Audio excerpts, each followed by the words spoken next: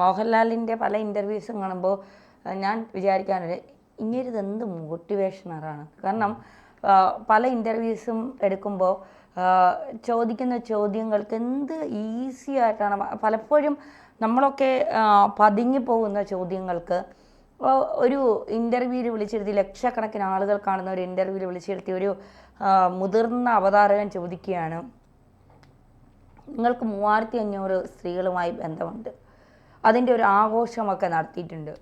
സത്യത്തിൽ അതെൻ്റെ വ്യക്തിപരമായ കാര്യമാണ്, നിങ്ങളതിൽ തലയിടേണ്ട കാര്യമില്ല. നിങ്ങളോട് ഞാൻ ചോദിക്കുന്നുണ്ടോ നിങ്ങൾ എത്ര സ്ത്രീകളുമായി ബന്ധപ്പെട്ടിട്ടുണ്ട്? ഞാനാണെങ്കിൽ സ്വാഭാവികമായി ചോദിക്കുന്ന ചോദ്യം ഇതായിരിക്കും. പക്ഷെ ലാലേട്ടൻ ചോദിച്ചത് 3500 അല്ല, അതിൽ കൂടുതലുണ്ടാകാം. വളരെ എന്താ പറയുക, ലാഘവത്തോടു കൂടി എന്നാൽ കൊടുക്കേണ്ടത് നല്ല കൃത്യമായി കൊടുക്കുകയും ചെയ്തിട്ടുണ്ട്. അതാണ് അദ്ദേഹത്തിൻ്റെ രീതി എന്ന്. പ്രണയങ്ങളെക്കുറിച്ച് അദ്ദേഹം പറയുമ്പോൾ അറിയാതെ പോലും നമുക്ക് പ്രണയിക്കാൻ തോന്നിപ്പോവും. അത് സ്ത്രീക്ക് പുരുഷനോടും പുരുഷന് സ്ത്രീയോടുമല്ല, ഒരു പൂവിനോടും പൂമ്പാറ്റയോടും ചെടികളോടും ഇലകളോടും ഒക്കെ നമുക്ക് പ്രണയം തോന്നാം. പ്രണയിക്കാൻ തോന്നാത്ത മനുഷ്യരുണ്ടോ എന്നാണ് ചോദിക്കുന്നത്.